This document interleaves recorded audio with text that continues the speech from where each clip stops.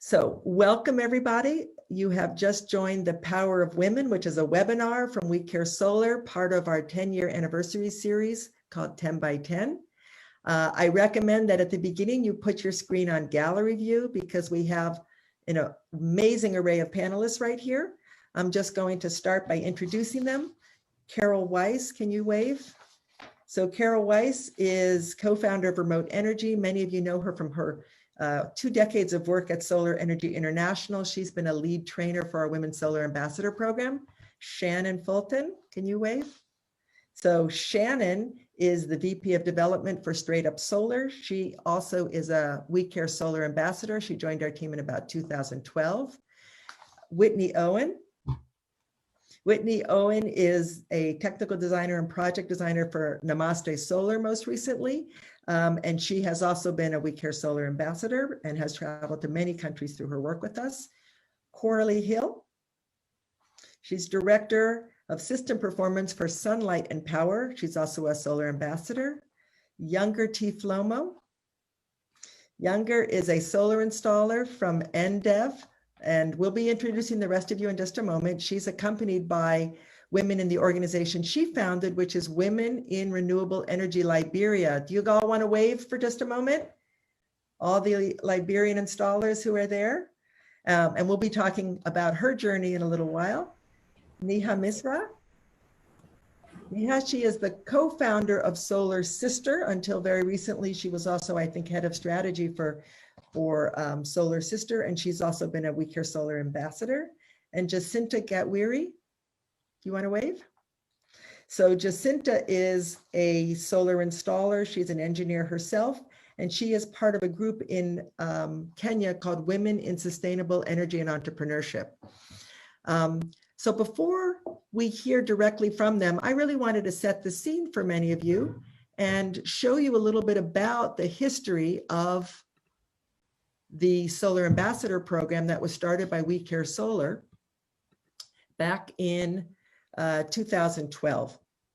So here's a picture where if you look very carefully, most of the women that you just saw waving from We Care Solar are here in front of our house in Berkeley. I told you that we started an organization to bring solar electricity to maternal health facilities. What I didn't tell you is that at the very beginning, the only people that were coming with me to Africa to do the installations were men. There were no women installers that I could find at the beginning. And there were times that I would actually enter a delivery room and someone might be in labor and nobody wanted a man to come into the room. I can remember one time in Nigeria where there were literally 5 deliveries that occurred before men were allowed to come into the room. So one issue was just the issue of access. You know, we didn't want to, break any norms by having men coming in when women were delivering, but it made it very difficult to do installations. The second was the issue of education. We were trying to teach people, most of whom were women health providers. We were trying to teach people how to use our equipment and how to understand solar electricity, and they found it very intimidating. And I found that when I myself as a doctor spoke to health providers and said, look, I don't know much about solar, but I can understand this and you can too, it was a way to make people feel a lot less intimidated. And so we thought bringing women to do the installations and to do the trainings for health workers could be very effective. And finally, most of the beneficiaries of our program are women. And we said, well, why shouldn't women also be the leaders? Why shouldn't they be change makers? And Carol Weiss, who's on this call, was working at Solar Energy International at the time. And we took a hike along with Lori Stone and Laura Walter from Solar Energy International. And we began to fantasize, what would it be like to have a group of women solar installers that would actually lead our programs and lead our training programs. And so that's what resulted in this training, where we actually started out with, I think it was a 6-week online training from SEI, followed by in-person training for a week. And I'm just going to show you some pictures from that training, where we actually taught people about solar energy. We also taught people about maternal health care, and we really provided a hands-on experience. We taught people how to use some of the digital multimeters and other types of tools that were important in the field. And you can see a number of the people who are on this call are pictured here. And then we actually had people open up and sort of look at the guts of the solar suitcase. And then we said, well, we really want to try and teach you what it would be like to be in a clinic or be on a roof. And so this is what my backyard looked like in those days. We actually built roofing structures at different levels to kind of graduate people from a sort of low set roof to higher roof. And you'll see finally the roof of our garage. And this structure on the left was our pretend clinic. And here's what it looked like when we were doing our training. We pretended that we had a health center, and we would go through role playing where we would actually have people pretend to talk to health providers, to actually do installations, and then to practice getting on roofing structures using tools. Here's Neha with a drill. And then we would actually have them even get onto roofs. And so we tried to do sort of a facsimile of what it would be like going into the field before they actually did get to go in the field. And here's the first cohort of 2012 solar ambassadors at the end of their training, getting off to go in the world. And then the next step was actually sending them out to the field. And here's Carol. Carol came with me to Sierra Leone back in 2012. Now, Carol herself has been a very seasoned trainer, and she was one of the lead trainers of the Solar Ambassadors. And she has continued to work with us both for We Care Solar as well as We Share. You'll notice there's a blue solar suitcase there. That's part of our education program, which we'll be talking about later on in our webinar series. Neha initially came to Uganda as part of a program that we did with AMREF. And here's Neha teaching in Uganda. Whitney has been to a number of countries. This is Whitney in the Philippines. She's also been to Eritrea, Sierra Leone, Nepal, and Mozambique, pictured here. And when the solar ambassadors are going into the field, here's Coralie, they're not only doing installations, they're actually this is really more of a train the trainer program. And so here you see Coralie teaching. These are now district health technicians in Malawi. She's teaching them how to do solar installations. And that involves both the classroom training as well as practical training. Here's a graduation. And you can actually see in this one, this was an island we went to, where Coralie is literally, we took a boat just to get to this island and then had about a kilometer walk, just to let you know that these are very much last mile health centers that we're addressing. And here's the graduation from that program in Malawi. And this is Shannon. Shannon, I don't know right now if this might be Tanzania, but Shannon was also with me in Nepal. She's been to Uganda, Ethiopia, Eritrea, Zimbabwe. This was us in Nepal. We then had a reunion of our solar installers. That was an advanced training we did in 2015. And so the women on this call were mostly from that advanced training. Now, the way that we met some of the other women on this call, we did a training in Liberia back in 2014 or 15 that was specifically to try and increase women's participation in the sector. And here's a couple pictures from that. And at that time, younger T. Flomo, who's kind of the shy looking person holding a piece of paper down by her thighs, she had been working as an office assistant at an energy company called NDEV, and we had invited them to come, but we said, you must bring a woman. And so they grabbed her and brought her to the training, and that was her first exposure to solar electric training. But you can say she got the hang of it, and she'll be telling her story in a little while, because now that is what she does. And she has a really fantastic story. And then Jacinta will also be telling the story of how she always wanted to be involved in energy. Even when she was a little girl, she loved looking at the energy transmission lines. She then became an engineer, and she now works with a group called Women in Sustainable Energy and Entrepreneurship in Kenya. So I want to start by asking Jacinta. Wave, Jacinta, so everybody sees who to look at. Okay, Jacinta, can you tell us why is it important for women to be leaders in the clean energy revolution? Why should women be involved in this? Okay, thank you, Laura. I say that it is really important for women to be in the energy sector, since actually they are the drivers or the main consumers of energy in cooking and many other areas in the homestead.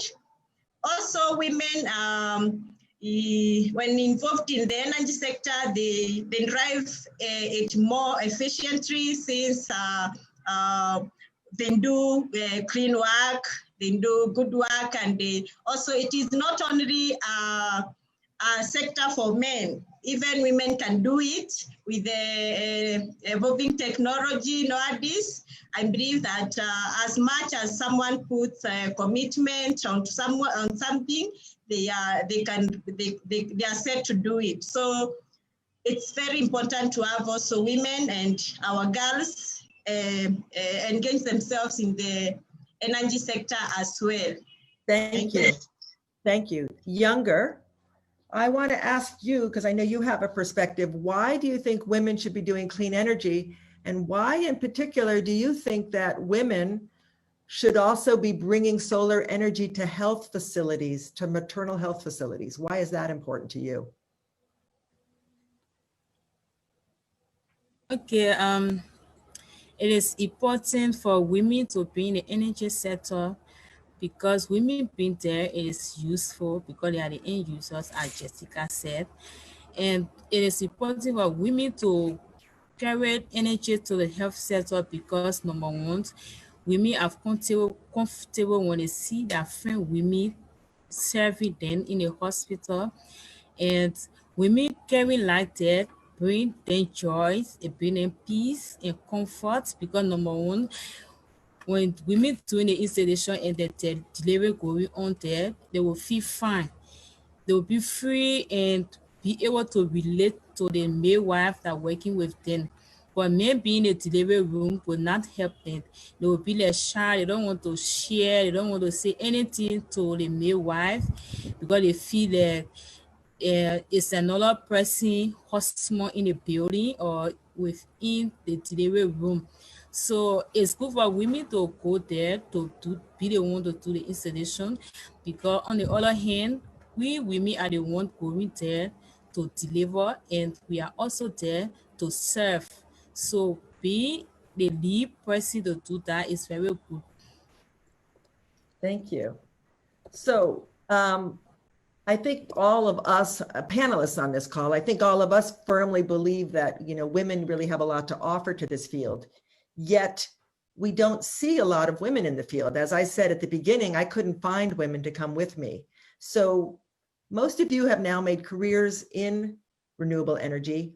What are the barriers that women are facing in the clean energy sector? And why do we have so few women that are really participating? And let's start with you, Corley. Thanks. Yeah. I mean, I've thought about this a lot because I know so many people who are trying to increase their staff and their participants and have more women in their groups. And I mean, a lot of it is precedent. Right now, in the front lines of construction work in the United States, women make up less than 2% of the frontline construction workers. And overall, the construction field in roles such as project management and that, it's about 10%, but still that's so low. There's just no precedent. I also think that a lot of that is just exacerbated by gender roles from kids really young. Like, who is being asked to help their dad in the backyard fix something? Or is it their dad or mom fixing something? And who's being handed tools? It's much more often that a dad or a male family figure is picking up tools to try to fix something, and B, that they're asking another young boy to help them. It's just that is done over and over. I mean, I think about that being replicated even in when you see kids' toys in toy stores. I mean, there's girls' toys section and boys' toys section, and the tools are in the boys' toys. And so this precedent, it keeps getting repeated, who gets encouraged to do this kind of work. And then I think that because I know that this has come up in my own place of employment, that it's very challenging. Women are more responsible for child rearing. So the hours and commitments and energy that are needed to do the construction work, women are doing more child care. And there's not a lot of child care options that will extend for the hours that women needed, or having that ability to have childcare alongside the long, hard hours of construction work is a challenge. Thank you. Younger, you live in Liberia. What have been barriers that you think women face in entering renewable energy in Liberia? Okay, first thing, some of the barrier I see is self-confidence. The women feel that STEM career is only for male, so they feel that when they go for it, it will not let be successful. And another thing, the mindset, we feel that we're not supposed to climb up the roof, only men responsible to do that. So with that, a lot of women don't want to go for it. And another thing is that when it comes to doing installation, women are very clear in that they are very diligent when it comes to doing those work. They are perfect in doing things, but then we are not waiting to go for it because we feel that it's not for us. So we need to change the mindset of all our women that around us, like telling them that doing awareness, telling them that you have to let it go, leave, like you have to forget about the fear because of fear, some of them don't want to go into installation and things. So there are some things that thing we face. And another thing, when women decide to go for it, they are not encouraged, especially in a STEM career where you go in a classroom, you want to be an engineer, and then your colleagues will be like, if you have a male, they will say, you want to do an engineer, do you want to pass in math, you know how to calculate. And so now we are not encouraged in the classroom by our colleagues, and so that make us feel that I think we need to change from this and go for business, or we need to leave this and go for another thing. So these are barriers I see in Liberia. And another thing is a cultural background. So all those things is really bringing us down in Liberia because we feel that we're not supposed to climb up there. That way it's not for a woman. So another thing is start from the home too, because in the home, we the parent feel that men work is to clean up, to do hard job. So they are not teaching us from the home to do hard work. So for that reason, they when we get big and go out there, we don't want to take hard job. We want to go for easy work. So that's some of the barrier I see. Thank you. Neha, can you unmute yourself? I know you've been leading a solar organization in your past. What do you see as barriers, and at what levels are you noticing this to be an issue? Yeah, and hi again, everybody. I think a number of issues, everything from pipeline, village to the boardroom. This is true globally and I say this from my life in India, from my life here in America, where I am presently, and all my work in Africa over the years, that women are still really, really minority in even within clean tech sector, so it's a question of pipeline. It's also a question of role models, and it's a question of training, and not just giving training, but there are women who get skills and then they don't have market linkages. They are not connected to job opportunities while there are massive amounts of money flowing in solar contracts across the world, but who is holding those investment chains accountable for how much women are hired in the supply chains, I would say. And I would add, particularly so as a woman of color myself, and having been a minority woman in the senior leadership position in the social entrepreneurship world, that's I think it's still really, really minuscule. Most of the major solar, whether it's on a nonprofit sector, for-profit sector, or wherever on the spectrum, it's very, very white dominated space still, while we have these amazing women leaders, whether, you know, it's Jacinda, Younger, and so many wise women I have met in Kenya or through my work in Uganda, Tanzania, and Nigeria. We need to invest and hold the sector accountable for those investments, I think. Thank you. So Jacinta, I was really surprised when I first talked to you to find out that even as a little girl, you would look at the electric poles and say that's what you wanted to do, and that you actually changed the model for your family by going into engineering. What was that journey like for you, and what kind of barriers did you face trying to learn about engineering? Yeah, actually, I got interested in engineering when I was still a young girl.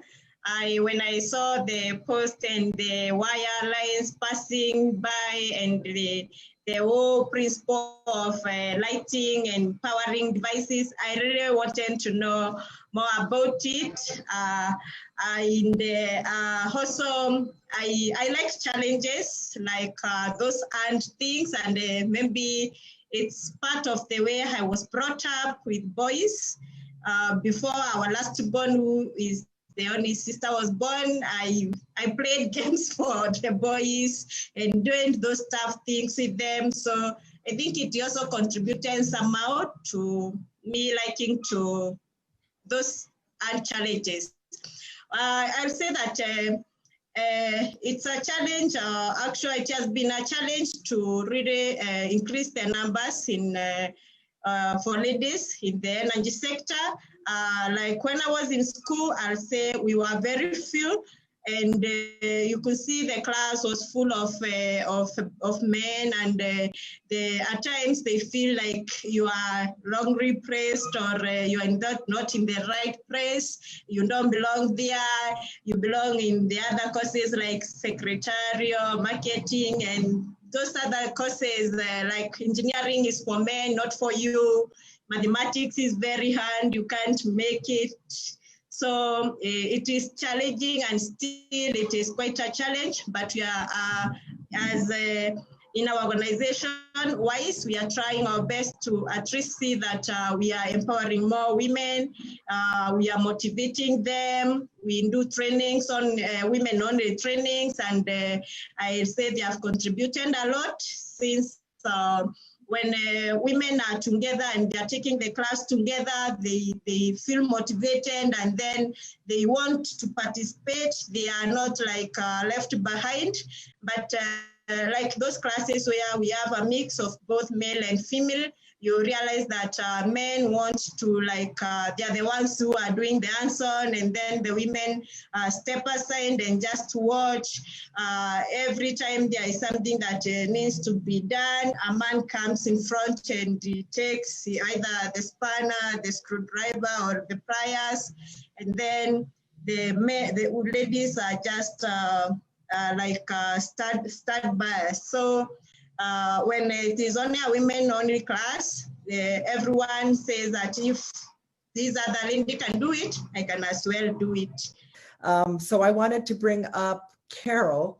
I know that you've been in this field for a while, and you had some interesting information from the IRENA study about barriers. Can you speak to those, please? Yeah, I think what everyone is talking about is what you commonly hear when women come to a women's only class. These are the things that they're talking about. I never had that opportunity. I didn't want to go to that class because I was going to be the only woman. I was never presented that option, etc. And so I think that all of the stories that are being told are really strong. And what is reflected, those are all anecdotal stories that I've heard over the last 20 years of teaching women's classes. And the IRENA gender perspective study that came out in 2019 shows the metrics behind that. And so one of the metrics that they are looking at is the barriers of how women, the barriers of women getting into the renewable energy sector. And they surveyed 1,500 people from 141 countries. And 71% of the people said that cultural norms was one of the barriers. And that's what everyone is talking about. Am I really supposed to do this? Is there a pathway for me? Do I feel awkward? 41% of the people stated that a lack of gender sensitive training opportunities was a barrier, which is addressed by women's only classes.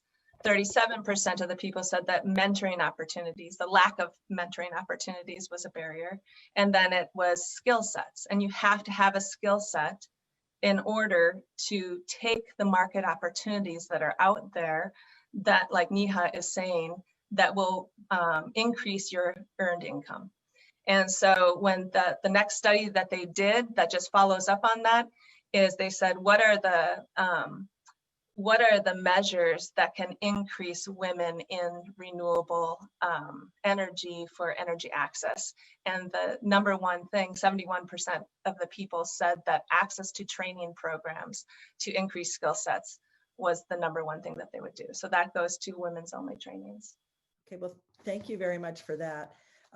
Maybe following up on that, I'd like to know from the women who are the solar ambassadors, maybe you can each briefly talk about what drew you to a Women's Solar Ambassador program. Neha?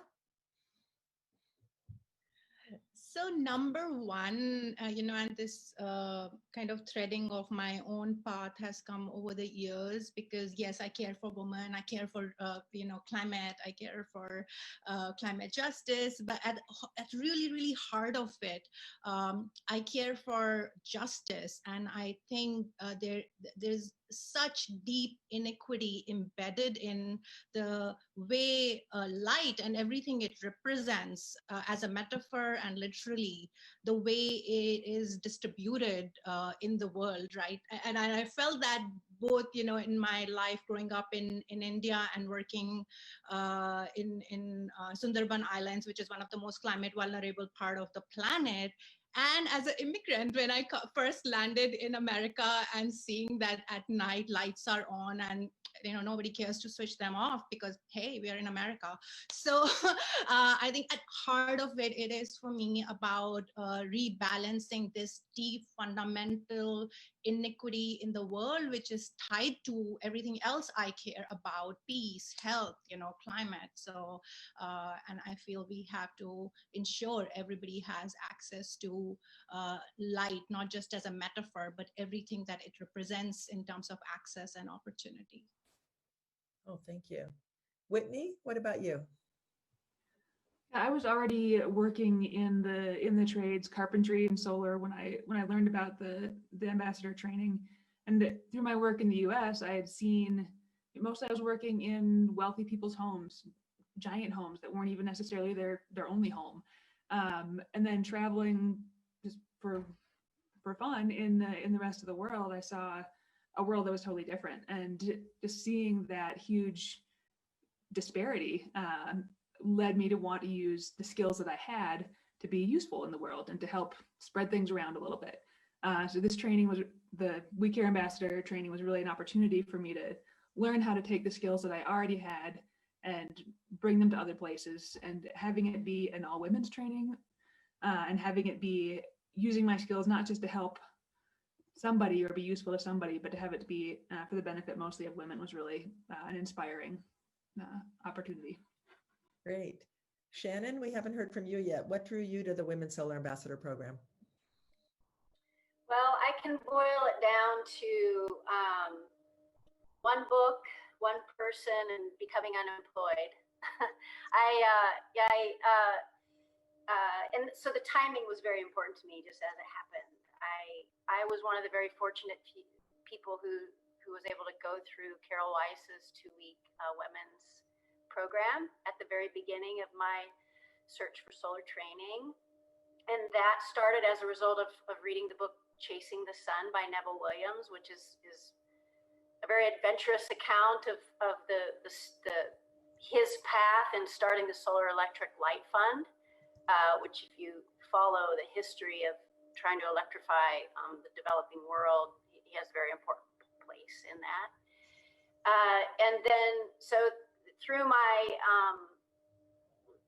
through, encountering amazing women at that 2-week class, and Coralie was an instructor during the hands-on portion of that too.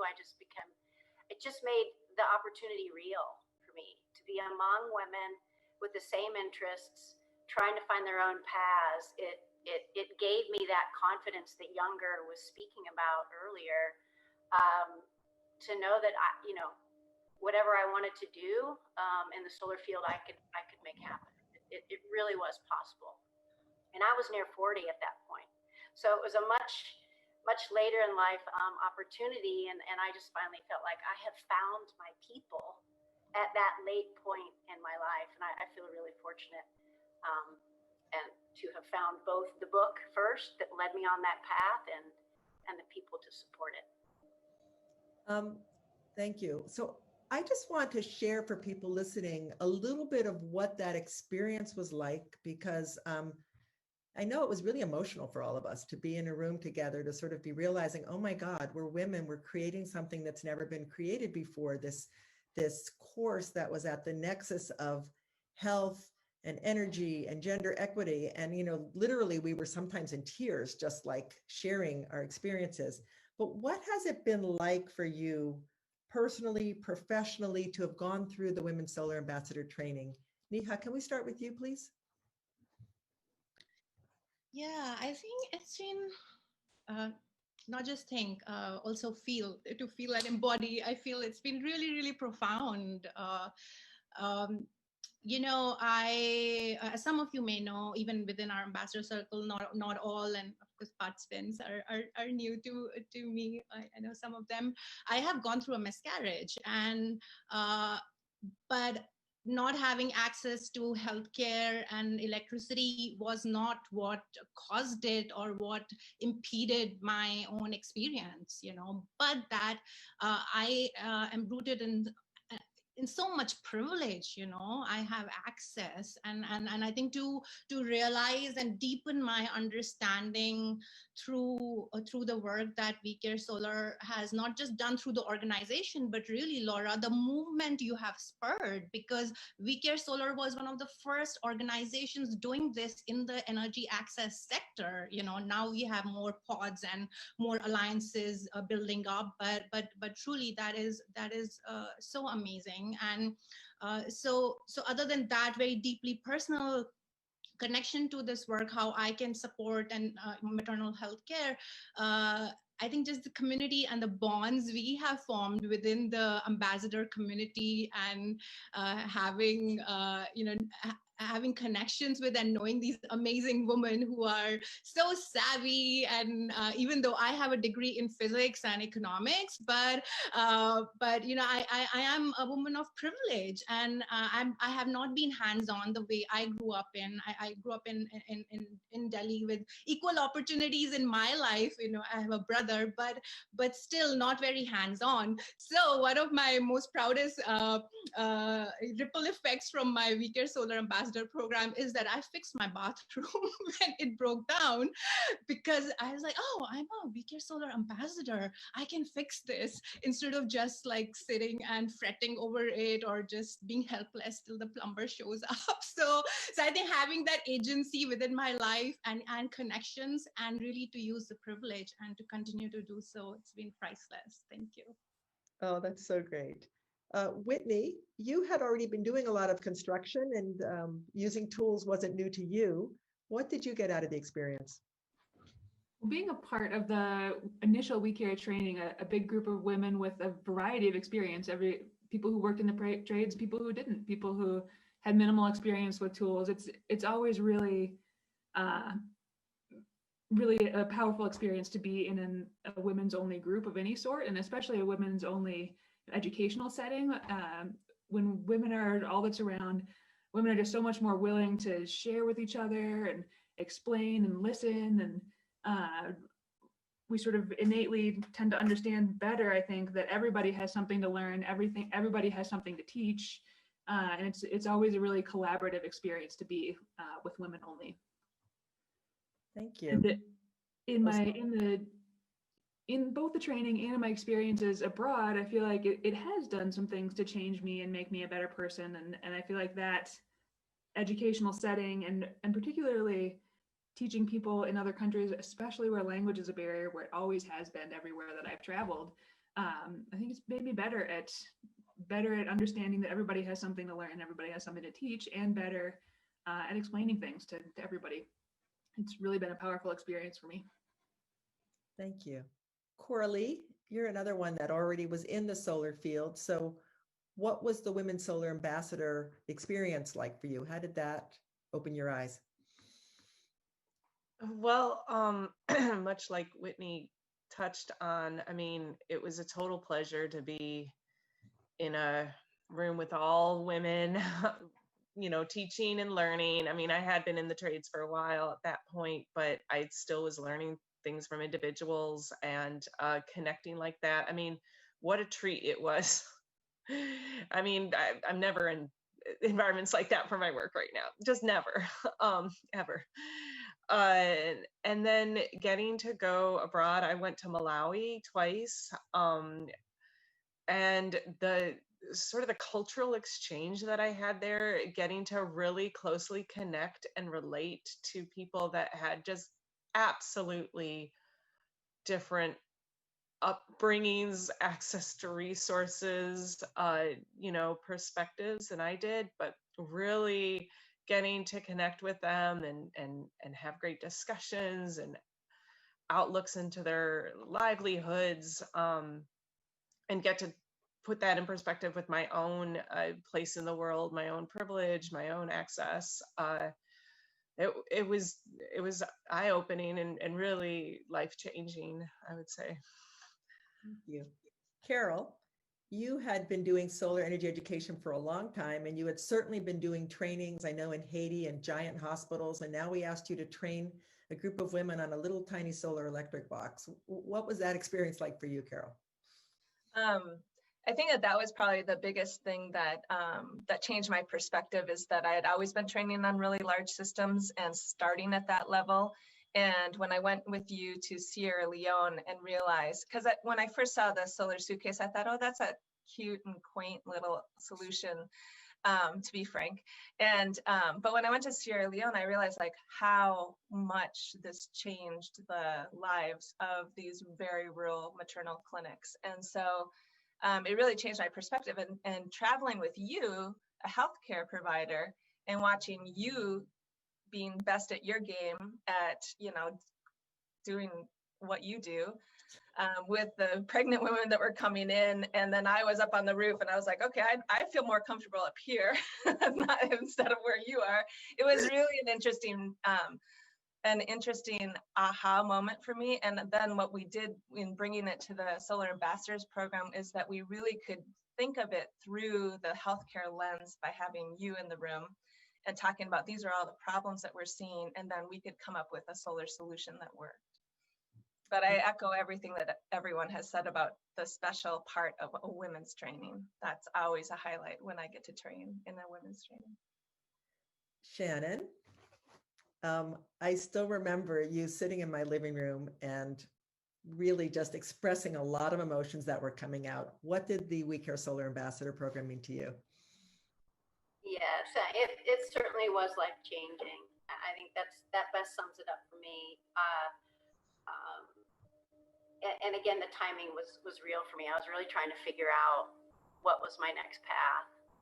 My daughter was leaving for college, and I had never been in the presence of women like you all. And, you know, coming from little central Illinois, it was, even going to California was kind of a big deal for the training, right? And then layer all of the other incredible opportunities that have expanded my cultural awareness, that I really deliberately try to share with other people, because I think just having that little bit of awareness of how people live across the world and their core beliefs just match up so perfectly with ours, just having that awareness and realization can mean so much to people. I think we need a lot more of that in this day. So certainly was life-changing. It made me a more capable mother, a more capable model for other women and girls that I encountered here through my work. and everyday life. And, you know, it really eliminated a lot of fears and second guessing that I had, you know, that I think would have otherwise held me back from doing the things I wanted to do. It just expanded my comfort zone, and that enables so much in a person. Thank you so much. Younger.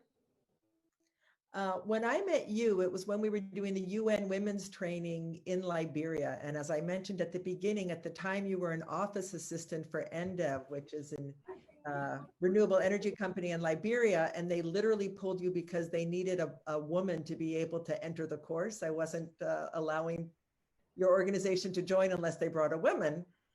And I remember you as a very little quiet mouse at that point. You looked a little bewildered. Can you tell us about your experience coming to a women's training, seeing materials and videos that were all about African women doing installations? What was that like for you?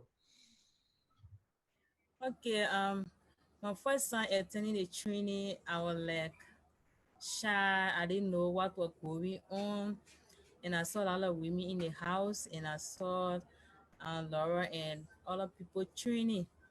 So, and the first day I didn't say anything, and then I was just looking.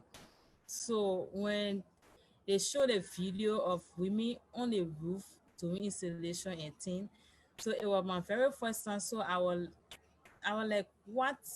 Can women do this? So, you know, when I went home, I started thinking all those things. I said, I saw women climbing up the roof, and I saw women going up in the sling and thing. So, and then when I went back the second time, because it was like 3 days, when I went back the second time and I saw another video again where another women, so I was like motivated. I said, what? But then if women can do this, I think I myself can do this installation too. That's how I was able to open up and learn. And today I started doing solar installation. You know, I just love the story because I know in talking to you, and we've now become friends, you really thought you were going to be a nurse, right? When you were starting out in your life, you never thought about engineering or being a solar. Yes. And yeah, another thing, I was not thinking about being an engineer. I always thinking to be a nurse when I was in school, during my high school day. My dream was to become a nurse. So, and when I went to the training and I saw those women doing work in the health facility and things then, and then I started wondering if women can do this. And when I opened up my mind and decided to learn this suitcase installation, that's how I learned how to do the installation, and I decided to go for it. So I'm so glad that today I can do solar installation. Thank you. So Carol, you very much have dedicated your whole life to solar energy education, and a big part of your life has been about educating women. What is your view of how we can get more women involved in the solar sector? And, you know, how do we create this pipeline that's really needed? Well, I think that matching, so there are employers that have, it's a growing industry in clean energy, and there's certain jobs that are open, and then there's women that can hold those jobs. And so making that connection is a really important part. And it's very much what we're doing with We Care Solar right now. We Care Solar has a product, you know, there's a solar suitcase with a solar panel, and Remote Energy, who I work for, is helping create a training process for that skill set. So to train technicians to be able to install that on a larger scale and remotely because of COVID, et cetera. So that it can be an example for any other manufacturer or any other solar distributor or et cetera. If they have a certain amount of a skill set that they need to train to, we can have women's only classes to align like that. I would say that the other thing is that we need to start training young women soon and showing them that there's opportunities in solar, because a lot of young women are wanting to do things that are creating community change. Like they're going into traditional jobs like teaching, nursing, things that are very helpful to the community. And if we can show them that there is a link with solar, and you can be helping in healthcare, at maternal health clinics, at schools, etc. I think that more young women would see that as a pathway for themselves to go into STEM type fields. Thank you. So we have two women on the call, both Jacinta and Flomo, that have either started or been very active in a women's only organization in the STEM field. Jacinta, can you talk a little bit about YZ, why it was started, how it was started, what is it doing for the sector? Okay, WISE is a women organization. In full, actually, WISE is Women in Sustainable Energy and Entrepreneurship. It's a cooperative registered in Kenya under the Ministry of Cooperative and Industrialization. It started back in 2015 through a training that was held at Strathmore University, and it was co-funded, the training was co-funded by USAID and GIZ. Actually, Carol was one of the trainers. And that's how, after the training, the women who were in the training decided to come together, other than just going their own ways.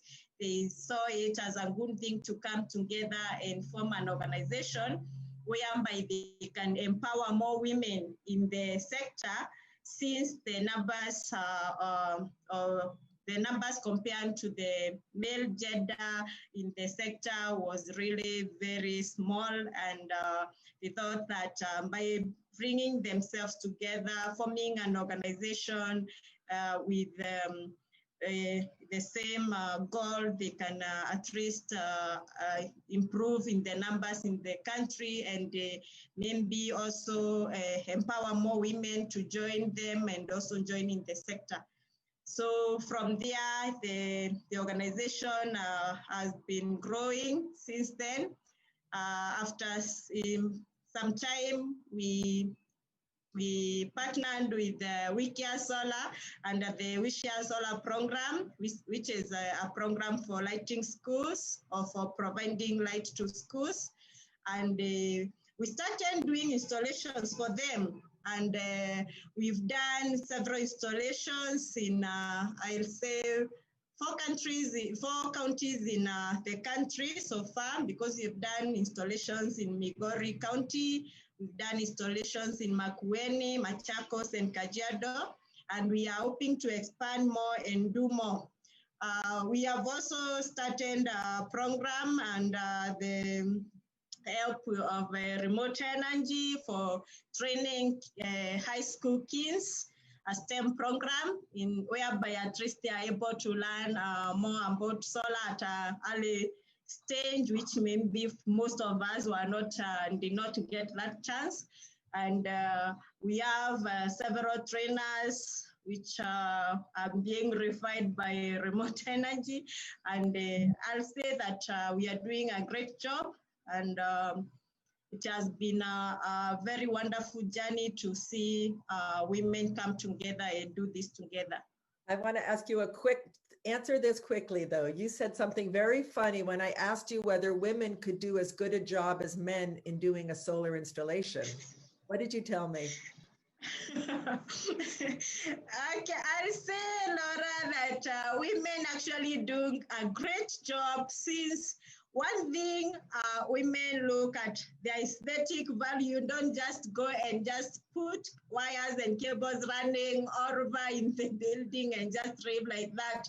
Men at times don't tend to see that, but for a woman, she will always put that into consideration.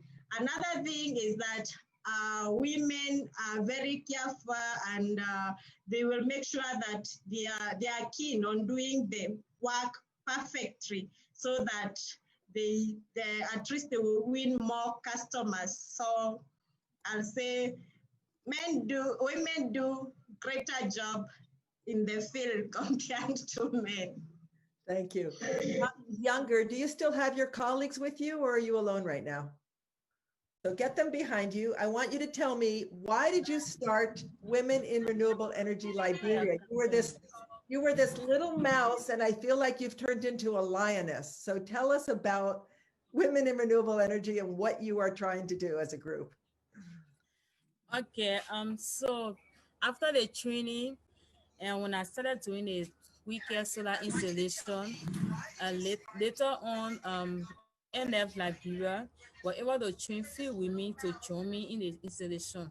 So after we got through with the installation, we decided as women to come together, especially in Liberia, to form this group called Women in Renewable Energy to be able to help do more awareness for other women to come into the energy sector.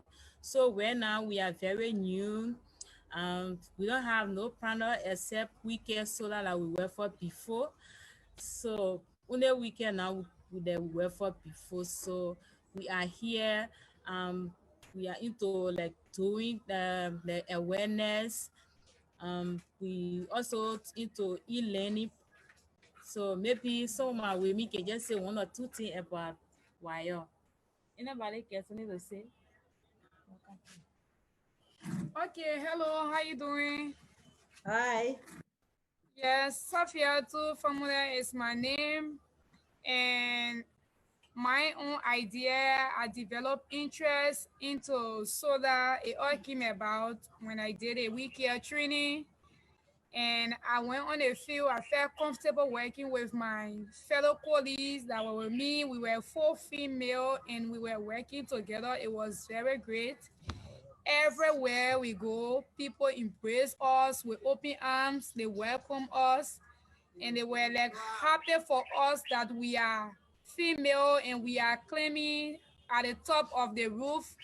Many people were surprised in the rural area seeing women climbing up. They begin to, wow, what? Women are doing this? We said yes, and you too can do the same. Uh, People were so happy, and Younger was my boss. She was the supervisor for my team, and we all worked together. We could understand each other. We communicated to each other, and it all went well. So that alone motivated us to form this To group. form this group, yes. Well, thank you so much. It is 9:58 here in California, which means that formally anybody that would like to leave can, but we're actually going to keep the conversation going because this is just too amazing to have so many incredible women. The question that I'm going to ask to each of the panelists, how does it feel? How does it feel to be a woman bringing clean energy to support safe childbirth? I really want you to talk from your heart about, what does that feel like? Younger, you can start and then let's let the other panelists talk. So how does it feel to be a woman bringing light to women in childbirth? For me, I feel very good. I feel motivated and happy that as a woman going in the rural communities, providing light for my fellow women, because we women are the ones that go in the hospital to give birth. So carrying light in the hospital is like a motivation to me. It make me feel good, and when we carry the light there, the appreciation from other women that in the hospital may us like we want to do more. So Great. Thank you. yes, How about others? others. Shannon? No, I think we're going to talk to some other people on the panel right now. Okay. Yeah. Okay, Shannon. Unmute yourself again. Sure. Yeah, so of course I second many of the things that Younger said. To know that there is any way that we can assist, like someone like me who's not in the medical field, for example, being able to use the skills that I have to assist mothers and babies during childbirth, to know that it's directly affecting a life is amazing. Because, you know, in the US, the vast majority of solar that goes up, the work that I'm directly involved with is kind of still a luxury item. So to be able to make a difference with a community very directly helping individuals create life and sustain life is, I mean,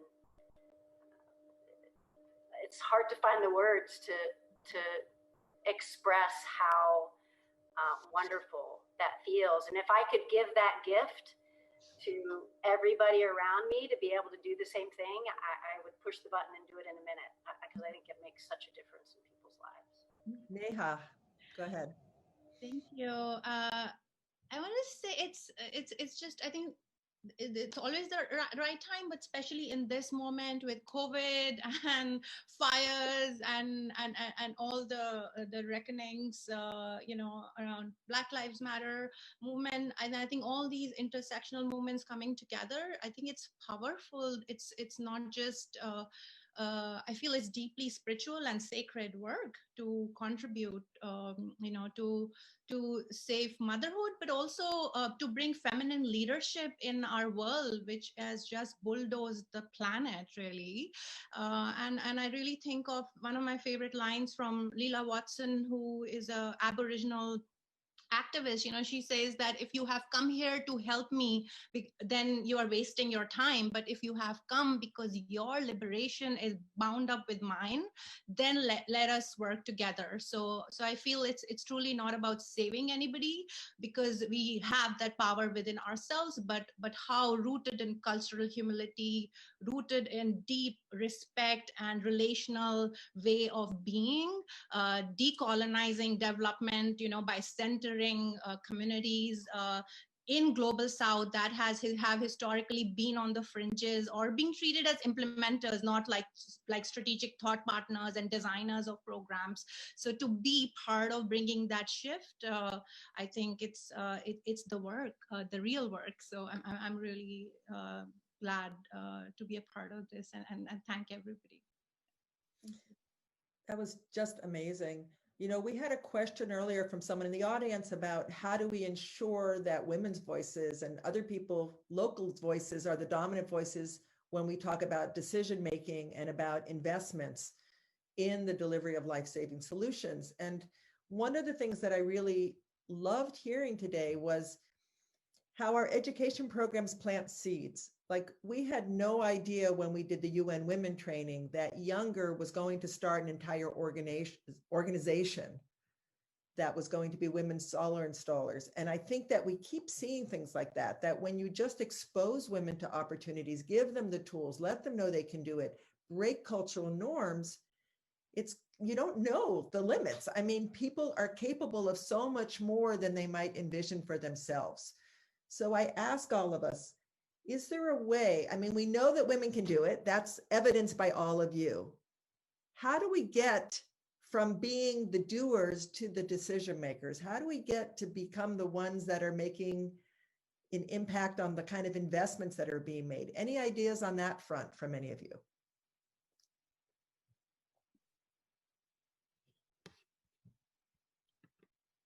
I mean, it's just such a huge question, and I'm only answering because I feel like there's an election coming up in the United States. I mean, honestly, that's one of the most direct ways. I know that a lot of things have happened in the last 4 years that I don't want to focus on, but I think one of the things is that there are a lot of women that have stepped up and like, you know what? I'm sick of this, and I'm going to step up and be a new leader. And that's happened all over the United States. I mean, we look to our leaders to answers, to leading the way, and we look to each other to help bring each other up. And that's what's been going on. I don't think that's my purpose in life to be a politician, but I'm very grateful for other people who have been like, you know what? I need to step up because people like me need to be heard more.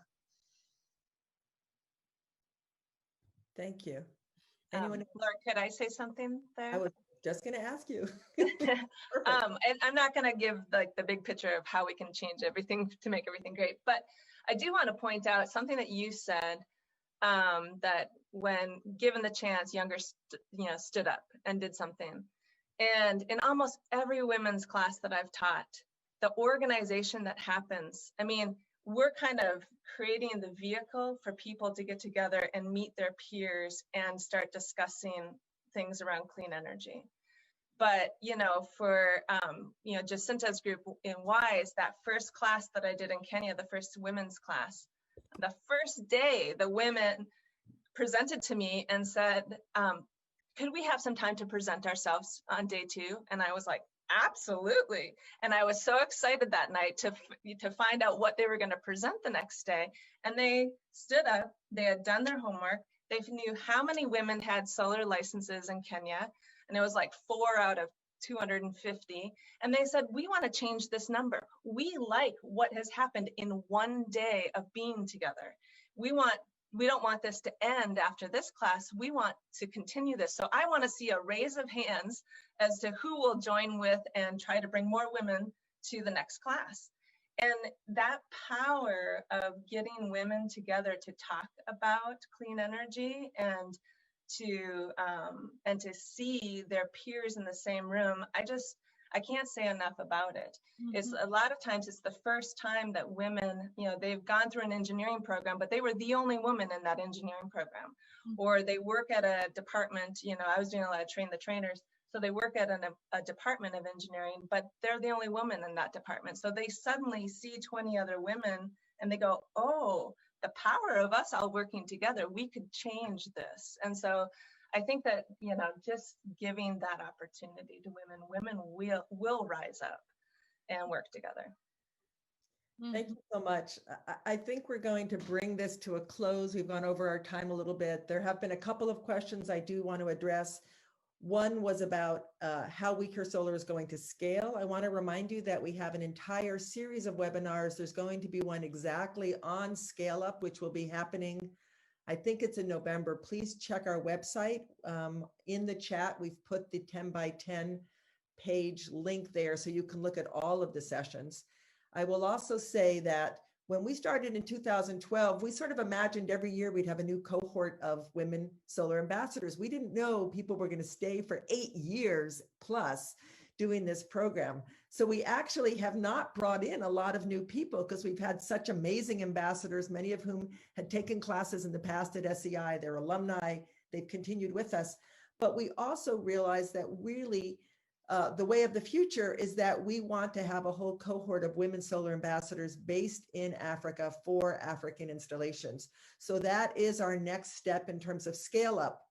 If there are any funders on the call, the only rate limiting step right now is literally getting money for this. And I hope that we have really provided evidence of the incredible power of training women, of giving women a chance to share their voices, to support each other, to teach and to learn, and to really be role models for all of us going forward. I have learned so much from each of you. I am so thankful for all the lessons, the things you're sharing. I'm so proud of you. I'm so glad we're on this journey together, and we will be continuing this journey. Thank you for being an amazing panel. I want to thank everybody, clap for everybody. Please write to us at We Care Solar if you have more questions, info@wecaresolar.org, or my name, Laura, at wecaresolar.org. Next week, our webinar is going to be on research. It's called The Power of Research, and it will be an examination of why does a nonprofit do research? What are we trying to learn? How does it affect our own programs? How does it affect policymakers? What are the challenges of trying to do research in some of those very remote health centers, like the ones you saw in the slides that can take an hour to even walk to after a boat ride, after a Jeep ride? How do we even do it? So join us next week if you'd like to learn about research.